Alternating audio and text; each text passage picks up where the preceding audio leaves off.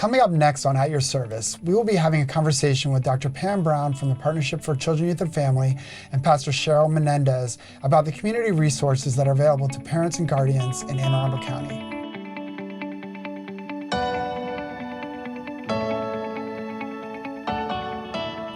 Welcome to this episode of At Your Service. Today we will be talking about some of the community resources that are available for parents and guardians in Anne Arundel County. And today we have two special guests with us.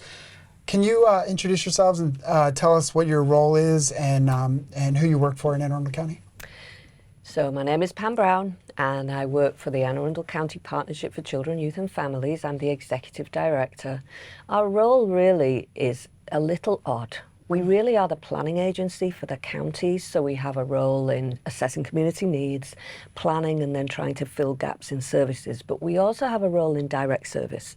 So I have 34 employees, and we work specifically with vulnerable children and families to try to offer basic needs, housing, and anything else that might be helpful to the children and their families. We have a real belief that children cannot be successful unless their families are successful.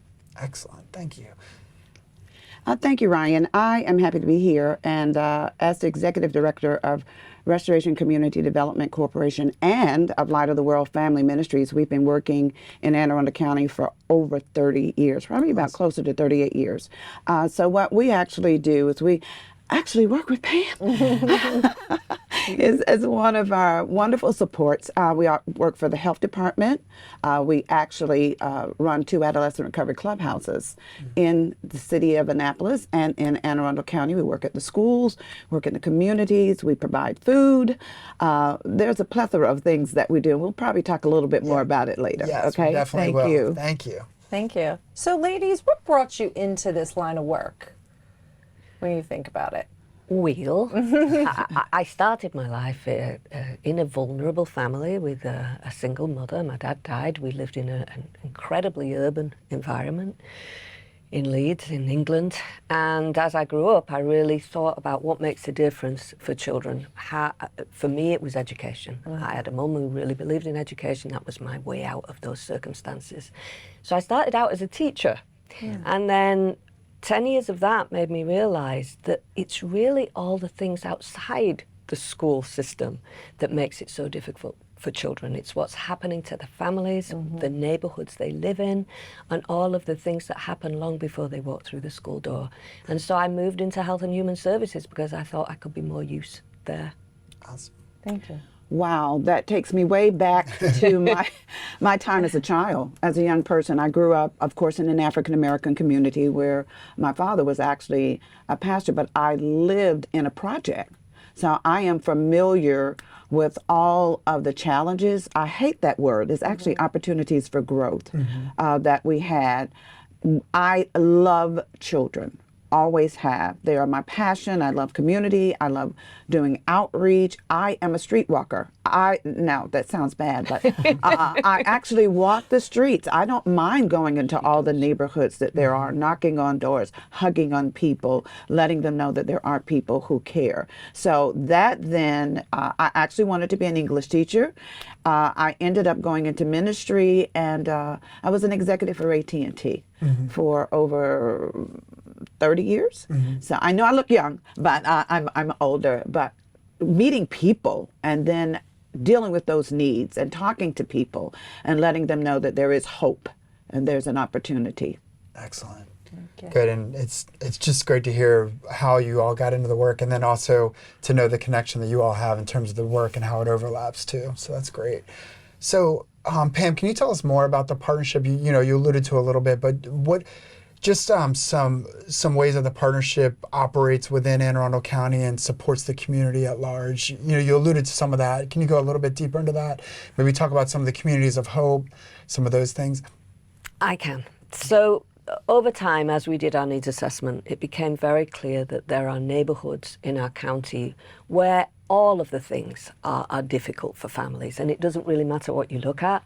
It might be the standard of their housing, it might be their income, it could be health, but whatever you look at, all of those things are an issue within those neighborhoods, and there's lots of reasons for that. So over time, as we looked at the data, we said we need to create a sort of collaborative approach to those neighborhoods, working with everybody we can find to really start to figure out, well, what's going on here, what are the gaps, and how can we all work together with our residents to make sure that we start lifting children and families up so that our children are ready for school, right? So that's the sort of framework of everything we do. At the same time, we started to think about something we call it systems of care, because it felt like there almost needed to be like a triage, like a hospital triage of what happens to children and families. So we built a system that has a 1-800 number. That 1-800 number leads to a specialist who figures out what the child and family needs. It might be, and we can talk about this later, but it might be a family navigator, it might be a case manager. We do both basic needs, so that means anything that a family needs to lift up a little. So it could be issues with the BG&E bill, it could be a medical appointment, it could be anything. It could be a car battery. Whatever that family needs to just move a bit further up, we would provide. But then we really got into the prevention of homelessness and working with families who are homeless. So all of that has now become part of the partnerships work. We also have, when the needs and the issues are multiple, we also have something we call cricket teams. They are care teams that are made up of all of the different agencies who meet together with families and try to sort out how this great big pile of spaghetti for a family has come to the point that it has. Often there are multiple issues in a family that all needs to be separated and sorted out. So we have for 5 teams now, one focusing on early childhood, there's one that focuses on seniors, there's one that looks at homelessness, and many, each of our teams have at least 22 people involved with them who meet with families. We also do kinship care. They are for the families where the guardian may be a grandparent, an aunt, or a friend, and we work specifically with those families too. So that's probably enough. I will hand back to you. And if a family wanted to access some of those resources, they would call that 1-800 number. So we've tried to make it as simple as we can, 1-800-485-0041. We have an English speaker and a Spanish speaker who will perform an assessment with the family and try to figure out some sort of triage of needs so we know where to direct that family. Excellent. Thank you. So, Pastor Sheryl, can you tell us a little bit about your organization and how you are also supporting the students or the children and the families, the caregivers of Anne Arundel County? Absolutely. First of all, I did do mental health, behavioral health through our Anne Arundel County Department of Health. I was on the board as a board of director for about 10 years until COVID started. One of the biggest pieces for me has always been reaching families where they are, not just with the resources, but we become a resource. I become a resource, going to homes, on school campuses. I just left, as a matter of fact, Annapolis High School yesterday. So going on those campuses, providing services for the children, whether it's education, whether it's dealing with, I am an ACEs trainer, whether for the family, whether it's strengthening families.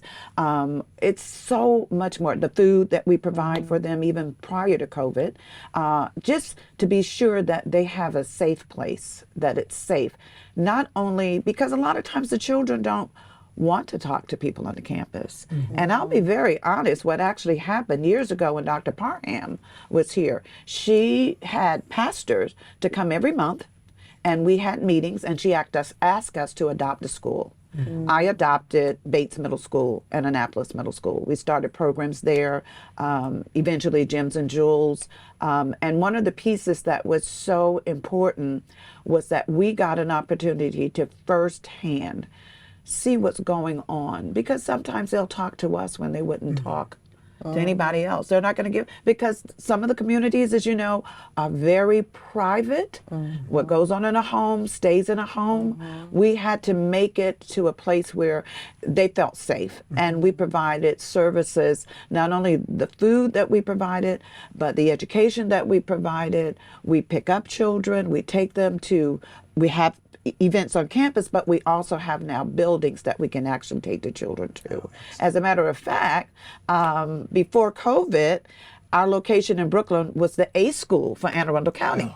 So you had a principal there at our location, and of course teachers, and it was amazing. So having those relationships and partnerships, plus I have an MOU with Anne Arundel County Public Schools that we've had for years. Yeah, I'll talk a little more about later. Yeah, and I know you both have great partnerships with the school system, which is amazing, and where we wanted you to be on today. Exactly. What if a family was wanted to access some of the services through your organization? How would they go about that? Well, they can do it a couple of ways. Number one, because we're on school campuses. So if it's okay if I name some of those campuses, Brooklyn Park Middle, Lindale, we have Meade, we have Annapolis Middle, we have Annapolis Senior High. So those are school Bates. So those are schools that we have children from, and we have MOUs from that they could actually go to the schools or contact our office. Okay. Great. So either way. Is there a number that? 410-760-1044. Excellent. And then if any of those schools, they could reach out to their school counselor who could get them connected. Absolutely. Excellent. Absolutely. And Ryan, we're also on the campuses, like with our YES program, Youth Empowerment Services. Oh my God, that's been amazing. And of course, we started with Gems and Jewels years ago. And it has to be about almost 30 years we've been working with the schools. So therefore, the children and the communities know about us and what we're doing. Excellent. You all have talked about this a little bit, but what do you all think are the biggest challenges facing families in Anne Arundel County, especially post-COVID, where we are at this point in time? So I'm going to talk about pre and post-COVID. Okay.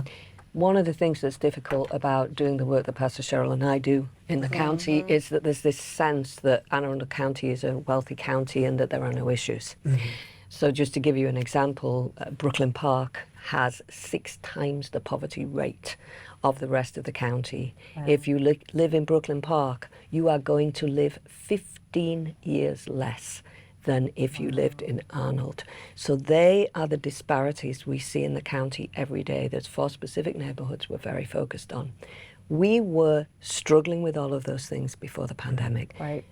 50,000 people at or below poverty in Anne Arundel County. So we were already, with Pastor Sheryl and many others, trying to lift those families up as much as we could. When the pandemic came, 2 things happened. First of all, there was a lot of federal money. So in some senses, we managed to mask with that federal money the real impact of the pandemic for vulnerable families. So first of all, both the African American and Hispanic community, their health was much more impacted, right, by the pandemic. 4 times the rate of deaths in the African American community and 8 times the case rate in the Hispanic community. So lots of health issues, trauma, all going on in areas that already had many, many issues related to income disparities and so on. The money sort of masked some of that. We were able to help for short periods of time. It didn't stop families. These are the families who couldn't work at home. They had work in places that closed. So they had no work, they built up debt, they got behind on their rents, some of them on their mortgages, and lo, we come post-pandemic, which is where we think we are now. Well, the first thing that happened post-pandemic is that people like us said, well, it's back to normal, we've gone back to work, things are okay. Not so much for our families. Most of them came out of the pandemic to a huge cost of living issue, to a massive issue around affordable housing. Landlords now are in complete control, honestly, and I say that in a neutral way. I don't mean to blame them for that. There are businesses, but it's supply and demand. So landlords now who used to work with us, with our families, are really picking and choosing who they work with. So if you've got a low credit score, if you've got any sort of eviction, you are going to struggle. I talked to a teacher last week who actually was homeless and had been homeless for 6 months around those issues.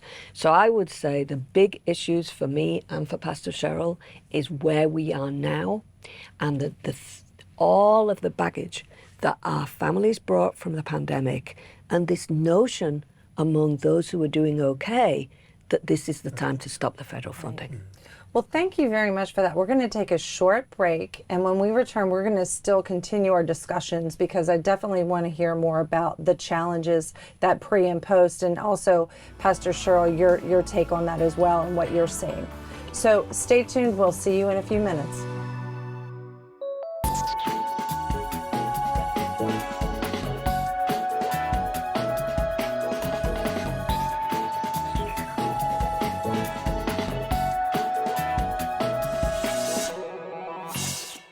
By choosing nutritious foods, you provide your body with the necessary fuel to thrive both mentally and physically. A well-balanced diet, including fruits, vegetables, whole grains, and lean proteins, enhances your cognitive function. It boosts your immune system, helping you to ward off illnesses and stay in top shape. Healthy eating promotes positive body image, self-confidence, and long-term wellness. Welcome back to At Your Service. We're continuing our conversations with Pam Brown and Pastor Sheryl Menendez. And thank you for the information you've provided us already. It's been very insightful. And I wanted to get back to the question about some of the challenges some of our families are facing. And Pastor Sheryl, I want to give you an opportunity to talk about that too. And what are some of the challenges our families are facing, but also how do you see that different, those challenges being different depending on where you live in the county? Thank you so much for that question, because that is really something I'm very passionate about. What I see, and when I knew I was coming, I really thought about something that I think we've forgotten, and that's Maslow's hierarchy of needs. Mm-hmm. And if you actually go back and check what he actually said and what he wrote back in 1943, and then he did some other work on it in 1953, that he talked about the basic needs and physiological, which is shelter, food, rest, which Dr. Brown has alluded to. A person is motivated at that level. The second thing is safety and security. Our communities don't have safety and security. And what happens is what's surrounding them is that they need that feeling of protection. So if I come to school and I've been up all night because I've heard shooting, or I know things that are going on, or I didn't eat, or maybe a parent is so busy working that they're absent and children are basically kind of taking care of themselves. So that protection and health, it causes an economic stress, but it also causes a physical stress on these children. And I said this at one of the meetings, Ryan, is how do you expect a child to come to school and learn when they don't have proper food? They're living in environments where, guess what? I'm breathing mold. Mm-hmm. How do we expect them to learn? How do we really expect them and to be a student who will come in without some chaos already in their lives? The other thing that he talked about was love and belonging, and humans are social creatures, friendships that crave interaction. We need interaction with each other. I want you to think about this for a moment. If I don't have the proper interaction that I'm supposed to have, I'll get connected to some of anybody, everybody, anything that's going to play out in the community. It's going to play out in health. It's going to play out in the schools. It's going to play out in their behavior. But yet, what are we doing about it? We have these things. I love him because the other thing is to love and belong. And humans are social creatures, friendships that crave interaction with each other. There's a need for love and belonging and friendships. And even our Surgeon General is saying that this pandemic or this new wave is not COVID. It is not cancer. It's not drugs. What it is loneliness. So think about this. Our children get involved with gangs. They'll get involved with behaviors they should not be involved with, even drugs, or maybe even being someone who's selling them, because guess what? It's wrong, but it brings in money to the home. And esteem needs. Do we really esteem our children? Do we really? Or do we see them as, and I'm speaking purely from a community standpoint of what I see, what I hear, is that there are labels placed on them, and then what happens? So it becomes a self-fulfilling prophecy. We've said it, and so now they're living it out. And they all want respect. They all want respect. Gangs give them respect, okay? Community people who are leading in other directions. Those people don't have to live in that community. They can come from outside the community. But guess what? There's a level of us respect. What do we do for our children? What do we do for our families? What do we think is going to happen if we're not putting into place these things so that they can be successful? And Ryan, I know we said it at a meeting one day, these children don't expect to live beyond 18 to 25 years old. Okay? So what do we do about it? Yeah. Besides just talk, right? What do we put the services? That's why, and we can't put everybody in the class. I would love to take over the entire rec for Robin Wood. We put in a music studio that we weren't able to open until now because of COVID and some things that are happening. So we have some people that are helping us.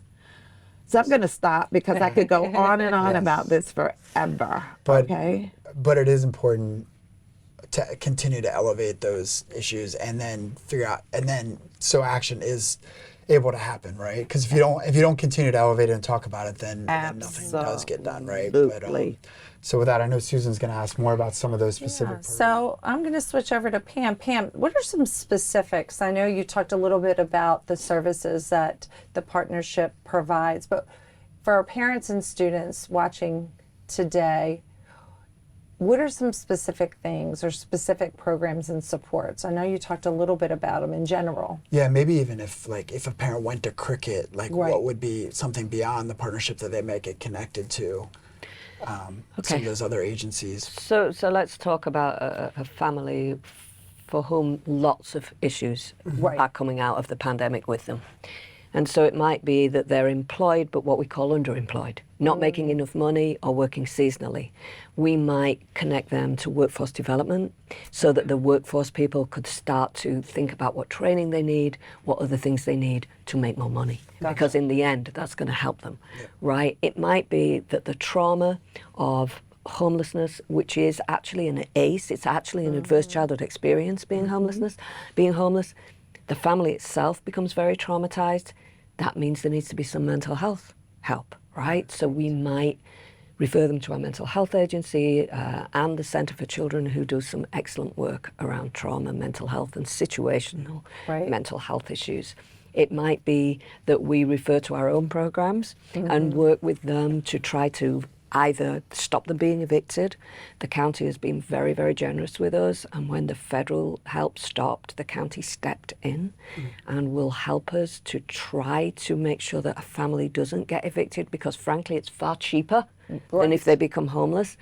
And so we might help them on a very limited basis to get back to a place where they can pay their regular bills and do some budgeting and finance with them. So my case managers do work with families around budgeting, and especially budgeting in these times. So there are some examples. Their Medicaid may have gone wrong. We have the Medicaid Ombudsman on our group who will help them become Medicaid eligible again. We have the Department of Disabilities, and we have the Department of Developmental Disabilities.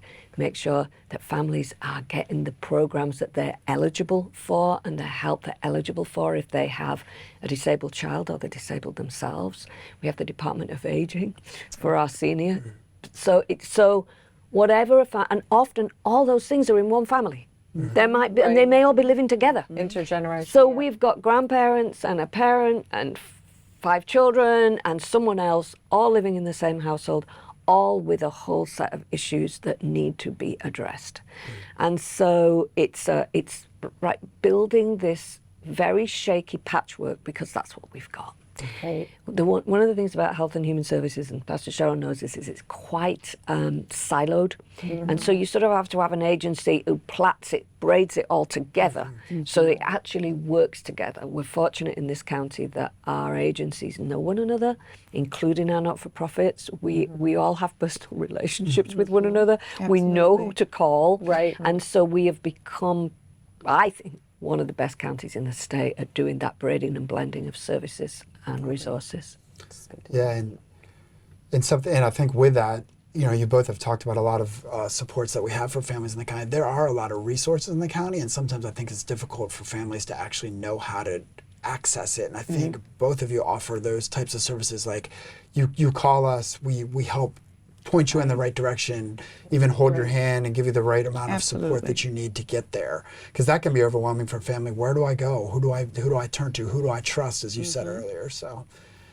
Pastor Sheryl, you had talked about the adolescent clubhouse, and then if you can talk more about what that is, and then also I know you have an event that you wanted to talk about and share. So Really excited about it because the adolescent clubhouse, what was identified is the 21401, 21225 zip codes in Anne Arundel County were identified with having the highest amount of children who may even have some of the needs, mental health co-occurring, just the need and just that emotional support. Let me kind of clarify that because I don't want people to get the wrong idea. If you're even in an environment or a community where there is someone who might have substance use, it might have trauma there, those children can still come in. Even if they don't, they can still be a part of our clubhouse because what we want to do is to bring them into a beautiful, safe environment. When I had someone there yesterday and they walked into our room that they gave us 10 years ago and we've rebuilt it, and that's why we're doing this event. And one of the things that they said is, oh my God, this is so beautiful. You would not believe what it looks like. Isn't that important for the children to have a safe, clean, nurturing environment where they can have all the services and the amenities and the things that they need? The other piece of that with the clubhouse is the fact that we pick the children up from school so the parents don't have to worry about that. In Brooklyn, we're open 5 days a week. Wow. In Robinwood, we're open 3 days a week, and we may have to change that because of the need that we see that's there. And these children get to do homework. They get to go on trips. We've taken them in executive coaches to places that they've never been before. The services that we have for them are phenomenal, whether it's education, whether it's strengthening families, anything you can think of, they have access to. And if they don't have access to it, right now, and they share some things with us, we'll make that possible. excellent. That's great. And did you want to share about the event? Yeah. Yes, I get so wrapped up about this. I think the flyer that I have is it's for this coming Sunday. As a matter of fact, we've invited everybody to come. We have it's the Sunday, H2O. October 15th. Yes, the October the 15th. Help me with that. You know, I'm so excited. I'll be missing out on things. But we even have an agency. We have ASAP. We work with all types of agencies. There'll be information about food. The partnership is I just love them. Anyway, the city of Annapolis, we have HACA. We have other agencies that are coming who will help our children. I have the person coming who's opened the first Black African-American salon in the Annapolis Mall. Oh, awesome. Who is going to be there and has offered to bring services once a month for the children. I mean, so much is happening, but we ask everyone to come out. It's going to be a wonderful day. There's food that's being provided that you can actually eat, other services that are provided. And we have invited our county executive and our mayor, so we're waiting to get a final from them, and our council person. So we're excited. Good, awesome. And before Susan closes it out, can you give the 800 number for Systems of Care? 1-800-485-0041. Excellent. And can you give your number? 410-760-1044. Excellent. Well, I just want to thank you ladies today. It's amazing, the amazing work you do. And it's so much, I mean, Ryan and I, our hearts are in student services. So we definitely love to connect students and families and caregivers to your services. So I just appreciate the time today. I think it was very informative for our county residents and our parents. So And we I appreciate the partnership that you all have with the school system too. 100%. So thank you for joining us today on At Your Service. See you next time.